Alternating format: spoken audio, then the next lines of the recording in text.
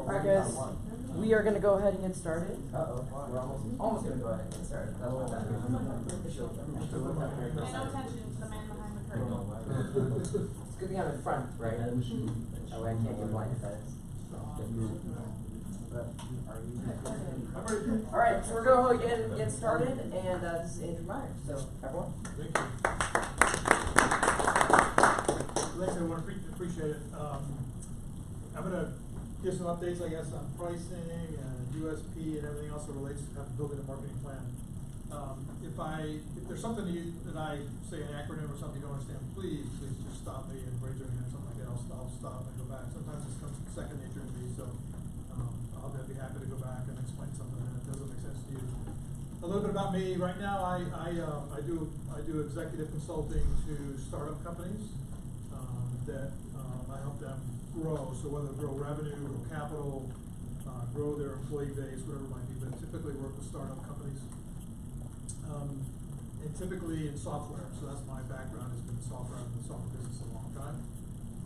And I sometimes work for the company, so they'll ask me to come on board and be CEO, which I've done a few times, which is also fun. We get to kind of get to know each other when I consult with them, so if it makes sense, I come on board and help the company achieve something, whatever that objective may be. I've sold companies, I've taken companies public, I've raised capital, I've bought companies, so I've kind of done it all in terms of exits and growing markets. I've had companies that, I joined a couple companies that were $2 million in revenue. I left them when they were about $200 million in revenue. So I really ramped up organizations throughout my career. And a lot of the companies I've been with have been kind of blue ocean, if that phrase rings a bell, where we created new markets for those companies. So that's really fun for me. For some reason, I've just been involved with those companies. I'm not sure why. Intellectually, I guess it's pretty stimulating for me to do that. There's my email. If you have any questions, feel free to reach out to me. It's pretty accessible. My office, I work also right now with a lot of startups in incubation or acceleration programs. So UCI has one at Deal. I'm an innovation advisor over there. I'm also a mentor at Evo Nexus. So if you're a company or a startup that's to a certain point, you can reach out to me and talk about those two options for a company. UCI has one that's pretty early stage. It's called Wayfinder. That's a pretty good program. I also help them with technology transfer stuff into the market. So I do a lot of this kind of stuff. I enjoy it. So let's dive into it then. So unique selling proposition is the first one. There's 6 topics tonight. The first one is unique selling proposition, and it really evolves into one word. And that one word is what is your company all about? That's really what the unique selling proposition is. So you got to be able to articulate that. And the reason you want to is you either want to appeal to a buyer, a specific type of buyer, or you want to overcome some sort of negative. Now, I'll give examples. Every one of these, I'll talk a little about what it means, and I'll show some examples. So you want to either appeal to a buyer, like Apple appeals to someone who likes design, or you want to overcome some sort of negativity that you may have had in the past as a brand. Some examples would be convenience, quality, design. Those are some examples of some brand attributes that are some unique selling propositions that translate into brand attributes that you can talk about or present about your company. And again, you're looking to appeal to that particular buyer that you're trying to reach. Some examples, I've got a couple examples. One is Oracle. I've always liked Oracle's advertising because they're very direct. You can probably tell what their value proposition is. They're the best performance-wise. Pretty easy to tell. And I love how they're very direct in their advertising. It is always about performance with them. The middle one, Hyundai had a very bad reputation for quality back about 15 years ago, I think. And so they tried to overcome a negative by presenting themselves as a high-quality provider, and they backed that up with a 100,000-mile warranty. And so they created a persona of quality around themselves to counteract the negativity that they had in the market of bad quality. So the 100,000-mile warranty was started by them. Volvo automobiles are really easy to reference because they're the biggest advertisers on the planet. So Volvo, I'm not sure anymore, but Volvo used to be all about safety. So safety was their big. The one unique selling proposition was safety. If you wanted the most safe car, you bought a Volvo. That was very clear in everything they did. So the one word, the short phrase, and the one word that describes your company as a unique selling proposition. All right, that's number one. Number two is pricing. Pricing is really probably the most, if you're in a company, you talk about pricing, it's going to have the most discussion that you ever, about any topic you're going to have in the company. It's crazy to me how that much people talk about pricing. But there are some different types of structures you can use, and this is just a partial list of pricing. So cost plus pricing is very simple. You take your product, if it's a consumable product, a durable product, you add up what the cost is, you add up what you want for the margin. Say the product costs you $10 to manufacture, and you want to make $3 on it, so you price it at $13. So that's kind of the cost plus model. Typically used for durable goods like pens, laptops, cars, things like that. It's not done for software. It's always done for something where there's something manufactured. So that's cost plus. Subscription has become more and more popular in the SaaS world. They're pretty much going to software as a service.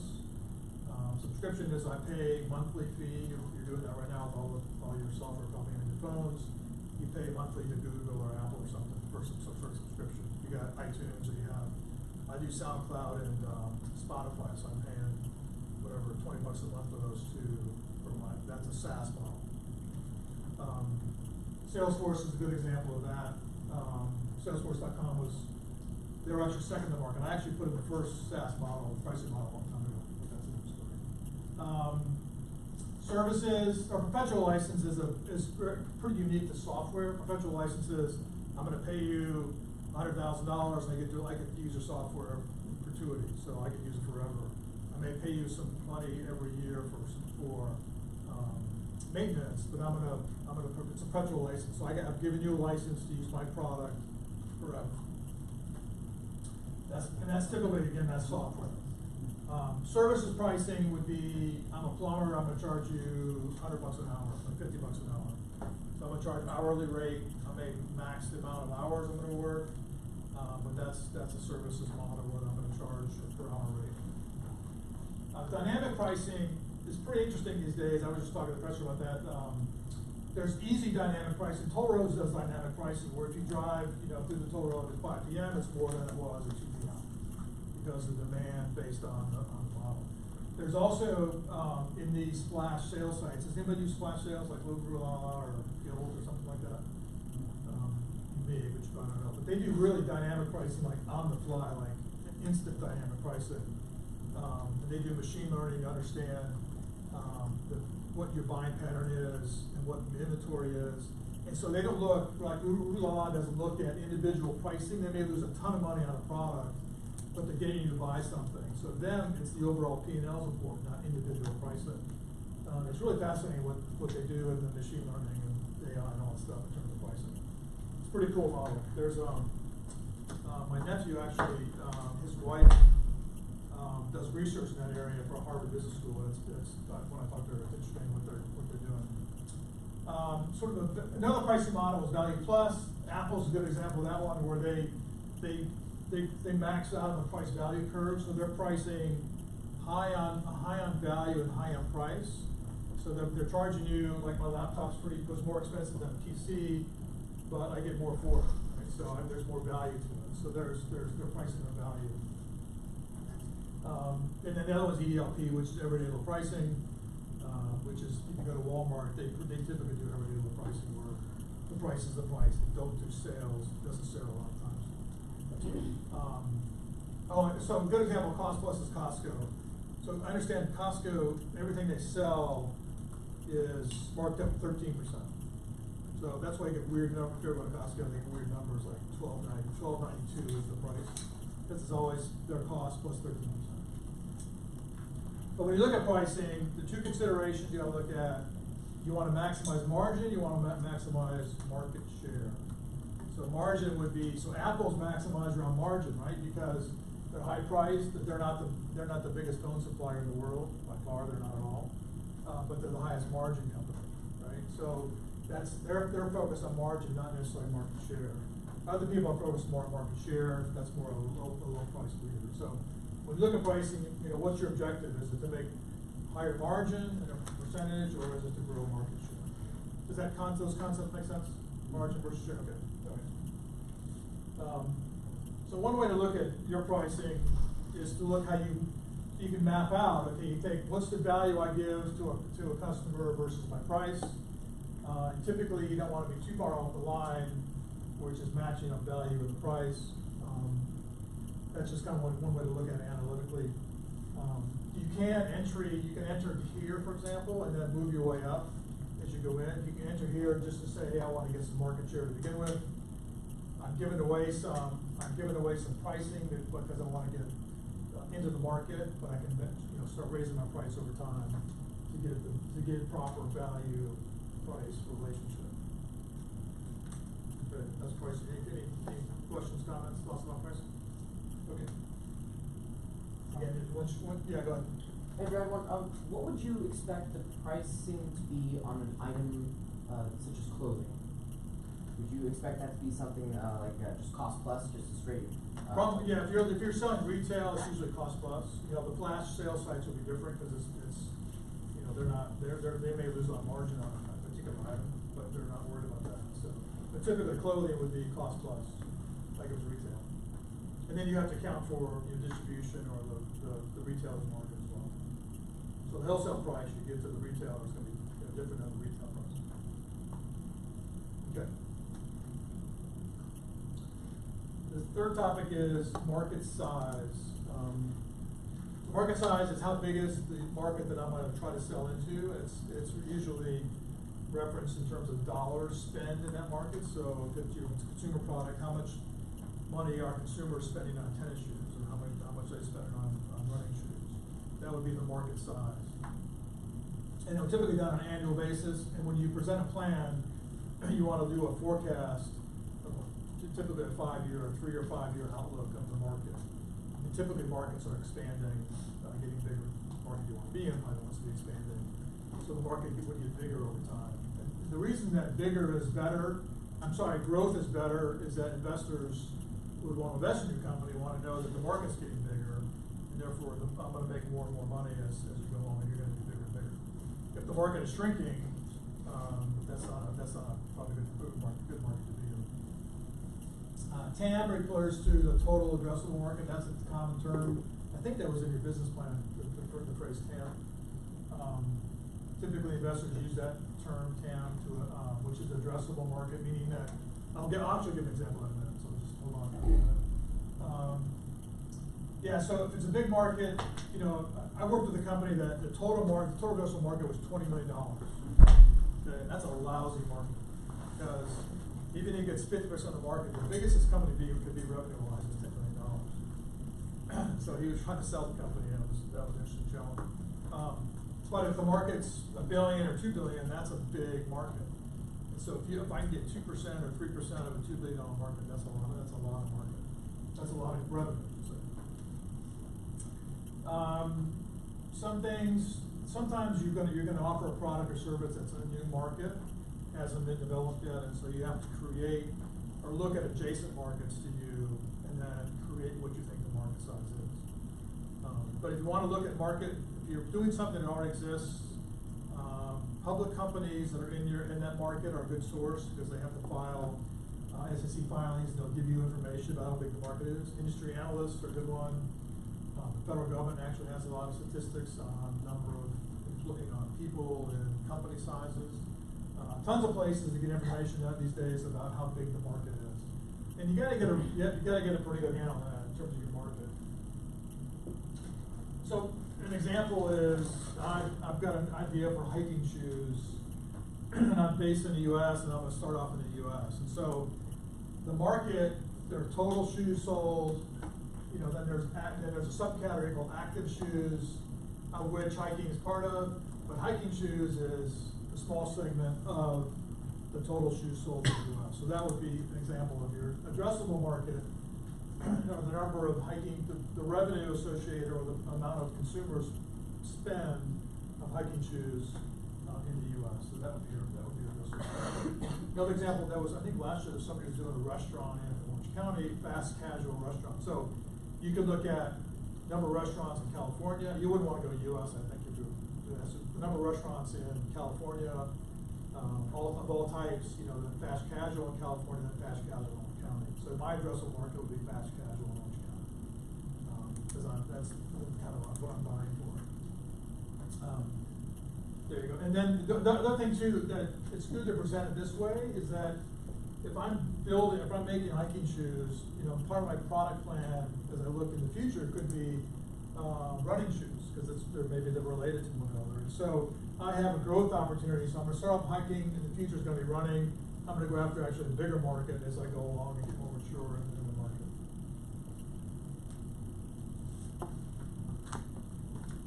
There are some subcategories of market sizing. One's called serviceable addressable, and one's called serviceable attainable. And those are kind of nuances that I would stick to TAM for your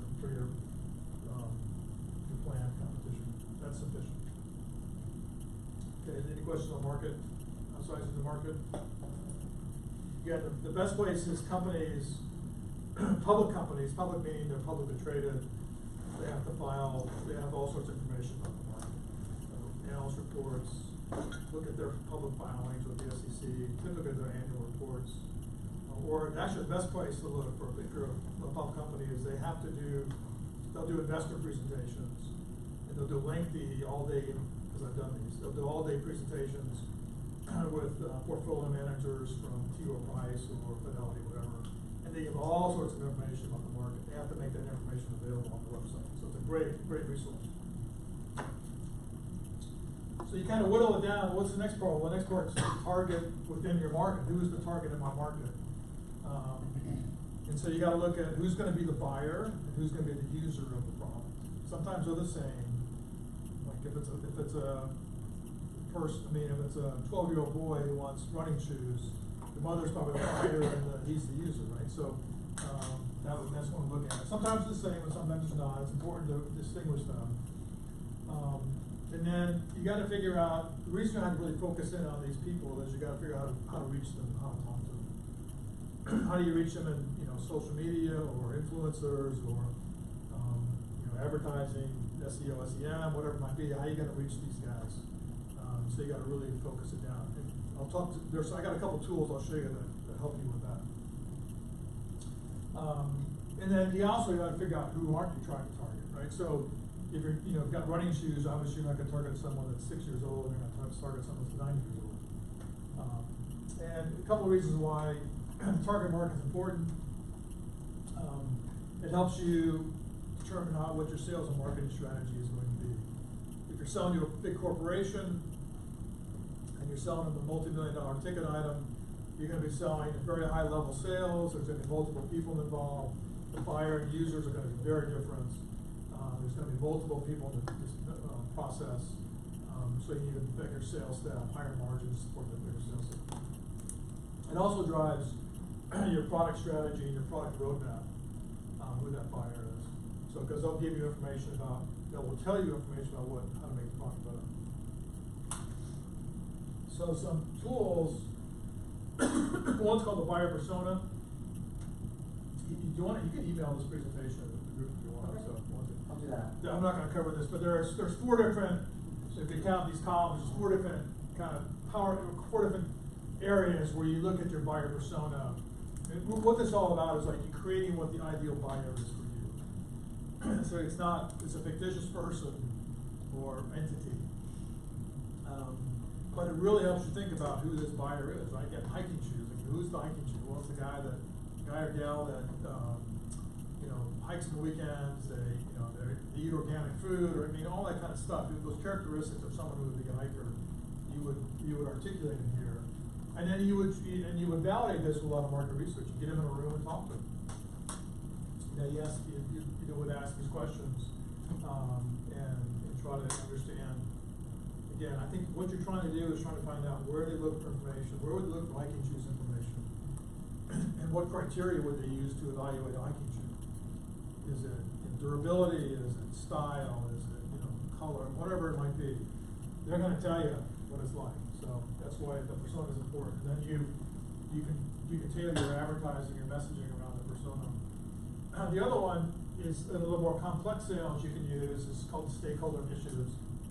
which is, you break apart the buyer and the user, because sometimes they're very different. This is actually what I did for a company called Bandwidth X.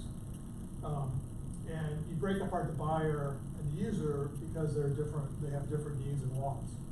And so you have to address them.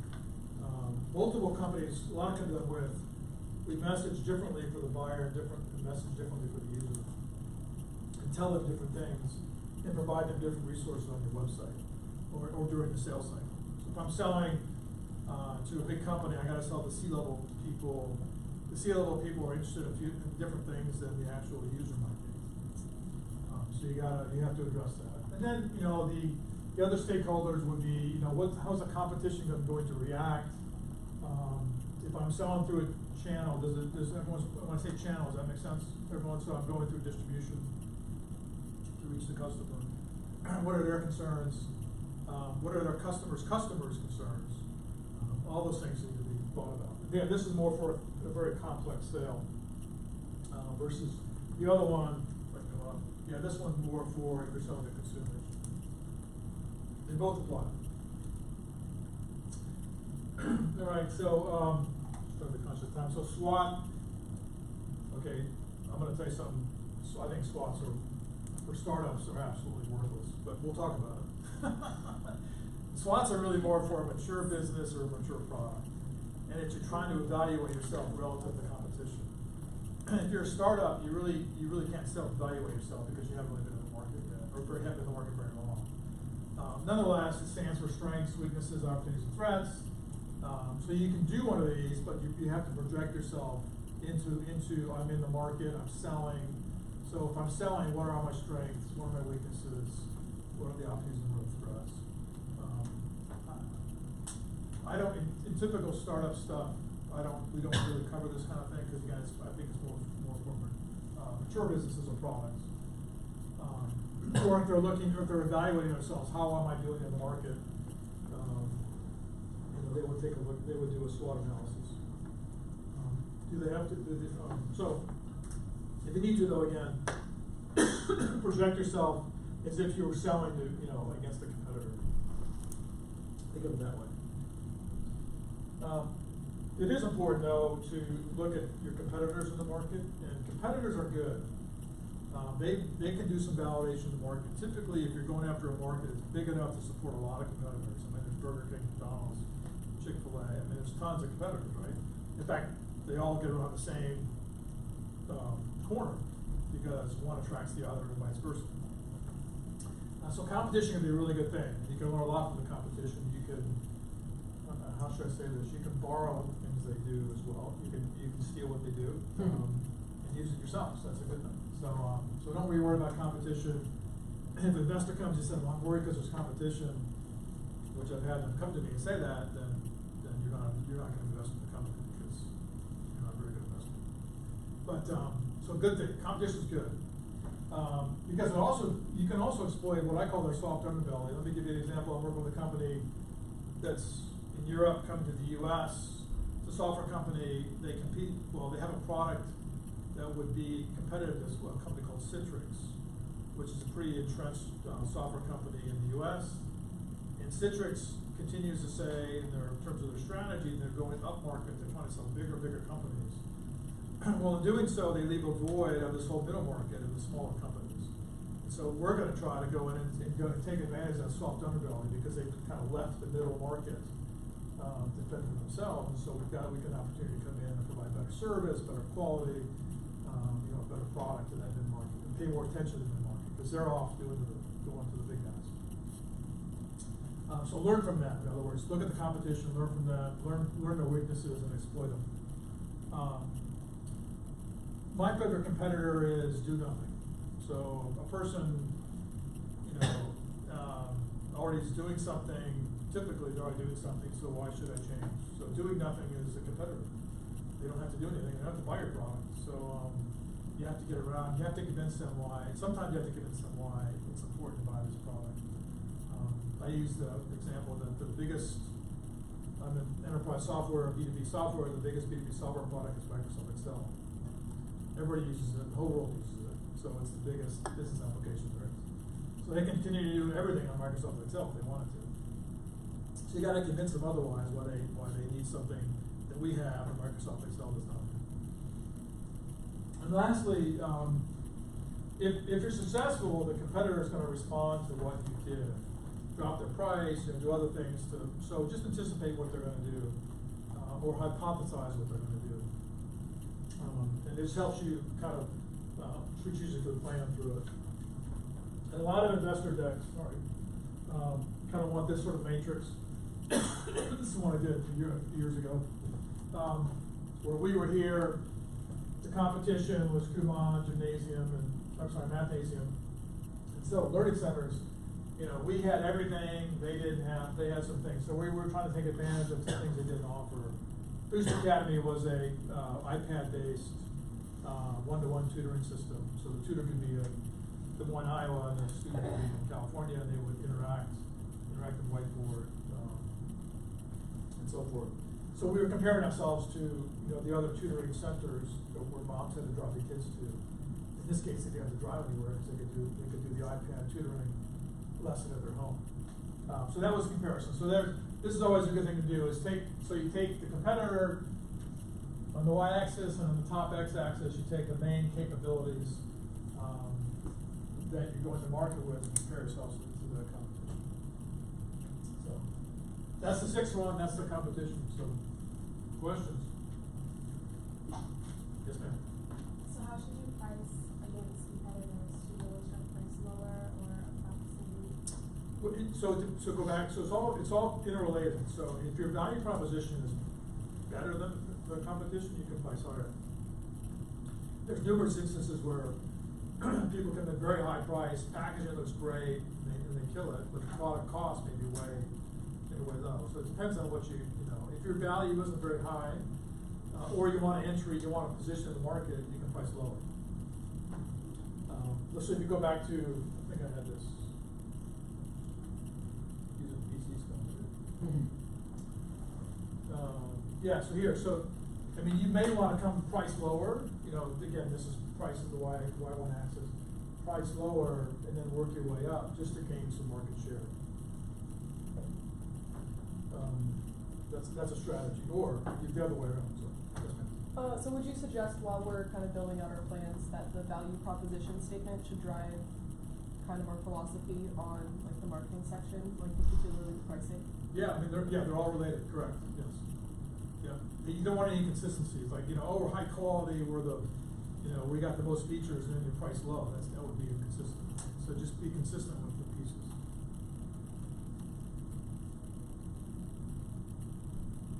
Else?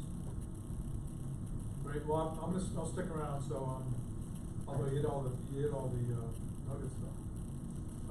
Oh. All right, I'll stick around for questions. So not a problem.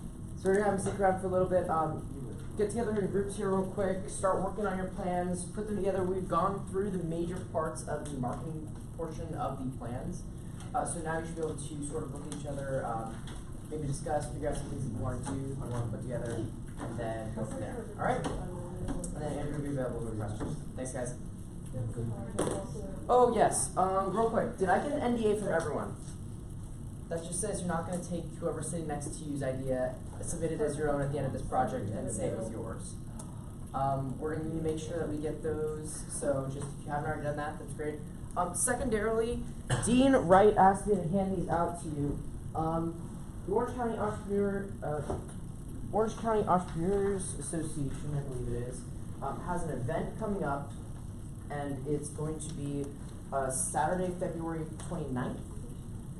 And what we decided to do is if someone from your group attends this event, takes a photo of yourself there with one of the logos and sends it in, you're going to get an extra 10% on your business plan, your physical written business plan.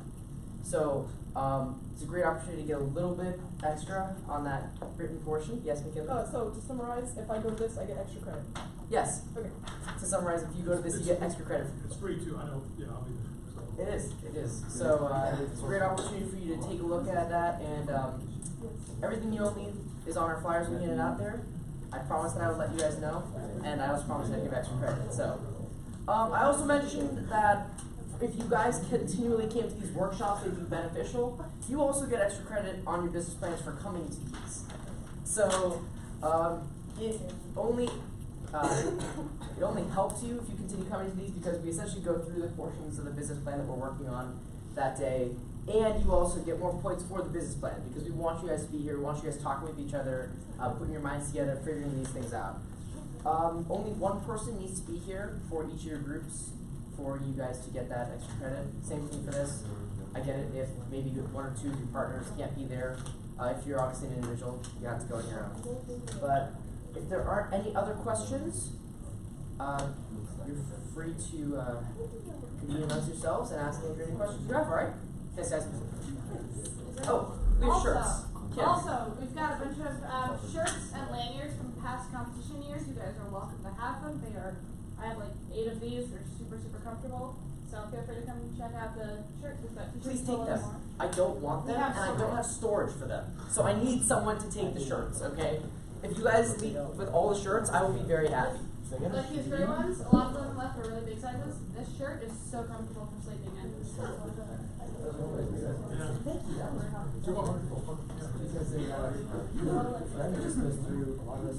And then we've got flyers This one's really comfortable because we have a mix of from freshmen who are taking business classes and aren't even business majors to seniors who are graduating and have already been and won the competition. Oh, cool. A collar on there? So It's hidden. it just depends on what they are and what they're figuring out.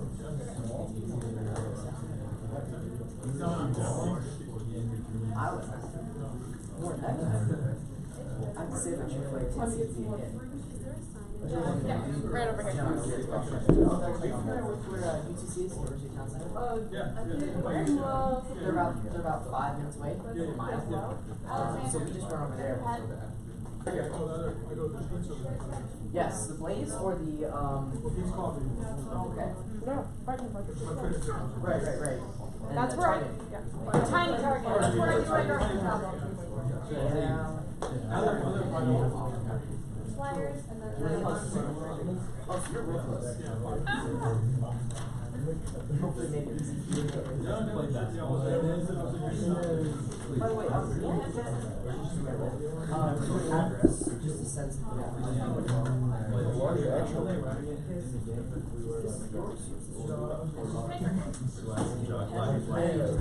Actually, I'm gonna borrow Joe's. Here, John, I'm borrowing your pen. No worries. I don't need your pen. Alright, cool.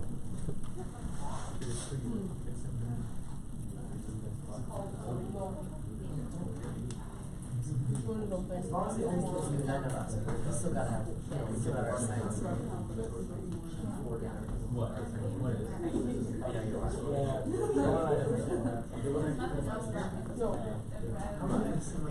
Oh, I do. Aren't they great? Take a seat. Please. Take them for your team. I'm so happy to have you. Yeah, please do, because, and then just, I would like to express my concern. alright, Kim, let's hear your concerns. Please come over here so I don't have to. So you don't have to broadcast the concerns across the, yes, that's your concern. What is this extra credit? What is it? Remember extra credit that takes some rounds? I was around. Like, how does that? By who? George always messes everything up, huh? What? Yeah, they're recording the conversation. Yeah. Turn to McKinley so George can hear. No. Extra credit is being included in the so I could read It's- out no. my less well-written plan because they attended and I got sick because of their work. Please explain to me how that's fair. It's fair because the written portion of the plan could suck and you could still win based off the presentation. But I want the score that is reflective of the work that I put in, not my availability. So if my option is tutoring you in 212 or attending this, what would you prefer I do? Would you like to learn 212 or do you want me to Are you asking me as the director of the business plan competition, or are you asking me as a student? Those are two different things. Because if you're asking me as the director, I'd rather What be is to the- this. what is the- If you're asking me as a student, of course I'd rather have B2. So, You're asking people, no, I'm asking you to determine which priorities are there for you. this is not, You wanna make this a this priority? extra credit. You will. How much extra credit can you earn for playing Illinois? Oh my gosh, this is so fresh. 20, You need a steamer. 22%. Not. On the written portion. That's it. Not the presentation. Can't touch the presentation. Oh, That's all we this do or on the the business presentation. side of it? But you can get up to 22% on.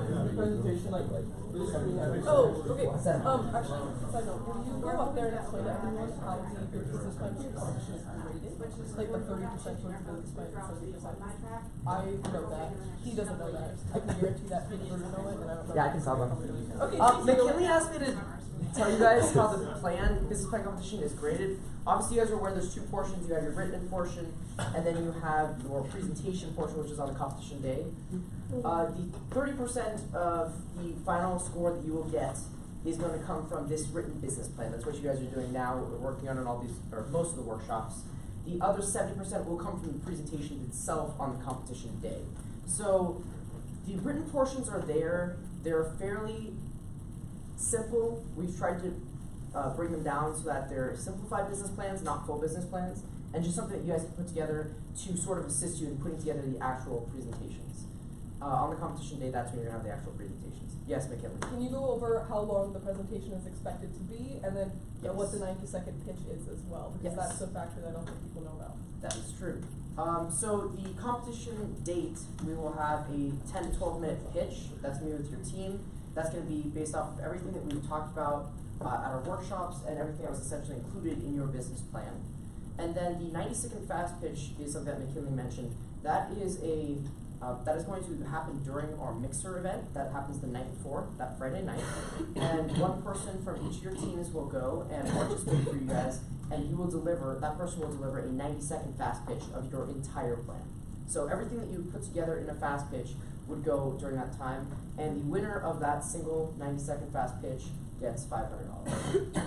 So it's a great way to sort of see what everyone else is doing in 90 seconds. We get the opportunity to show you guys how to condense everything into those 90 seconds, and then we'll bring the judges and have them talk about it. Thank you. Yes. Are there any other questions, McKinley? I think I'm okay. Think you're okay? Anyone else? Can we Yes. do this solo, or do we have to be part of the team? Say again? Can we do this solo? Or Yes, you may participate solo.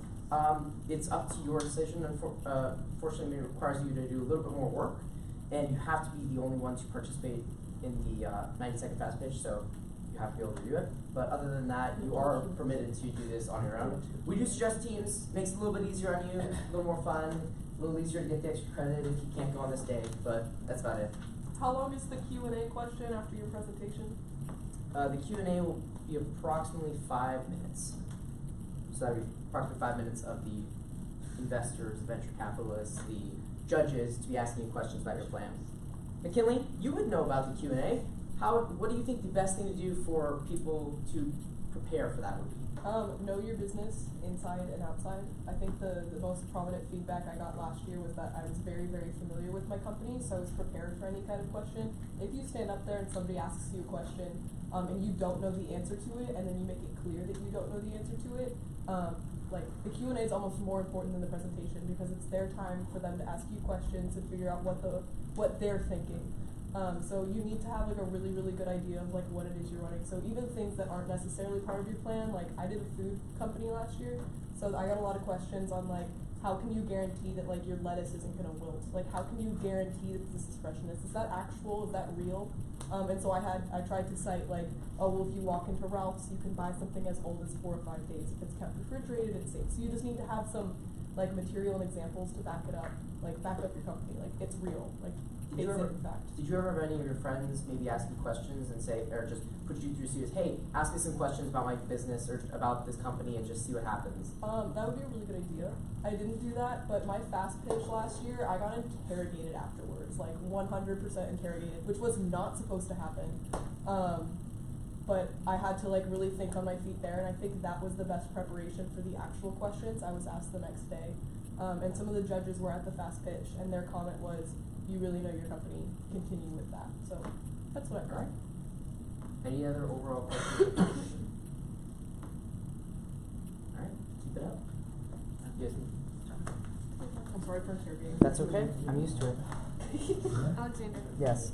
with this entrepreneurs event, is this something we will be at? Yeah, hey Joe. You don't have to. I already have my flight scheduled. Yeah, yeah, no, you're good, right?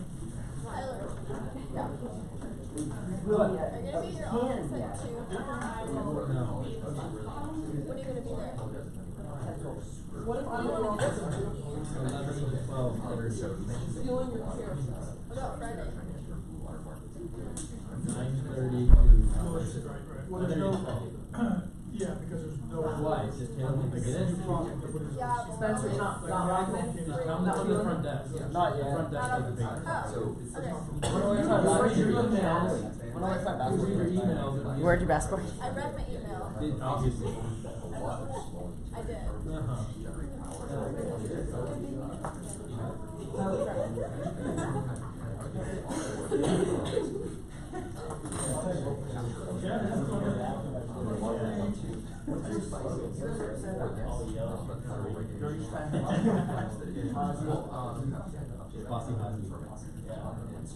No, Gilbert.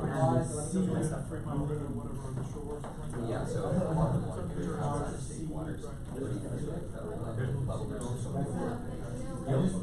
Gilbert is the top off, the top off.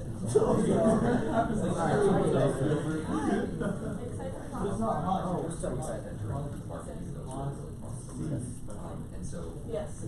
How's your plane? Creating a law firm and environmental law specialist. I hear that.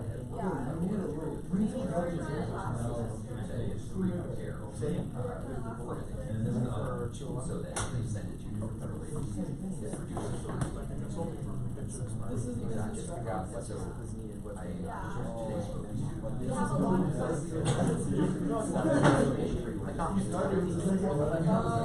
Technically, it's one more. That's there. I'm not buying this, like, here's why. So you have to be like RRA. The rest of the year. I have someone who might want to test your I can't see Alexis getting wet. I don't know what, but I just know we're gonna figure it out. I will have to figure out, but, Yes. that hard. No, Just say, that's where we discussed this during the workshop. His job is to figure out, like, what strategy they should do.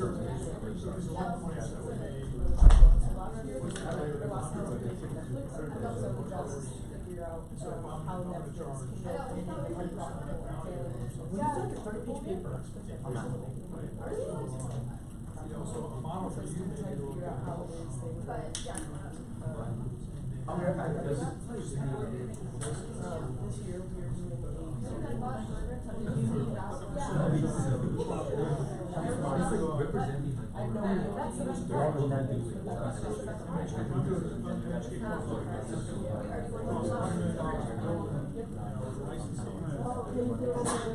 That's one of the things my plate needs to get.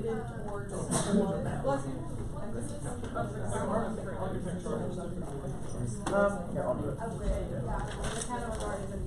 But everybody has the same process, right? That's all the word tunnel.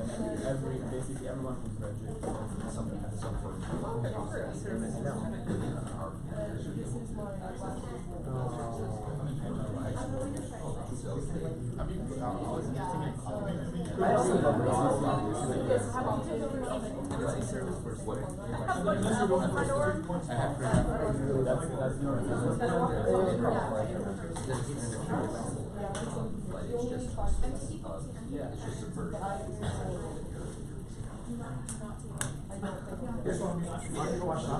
I don't see Not repeat again. this one.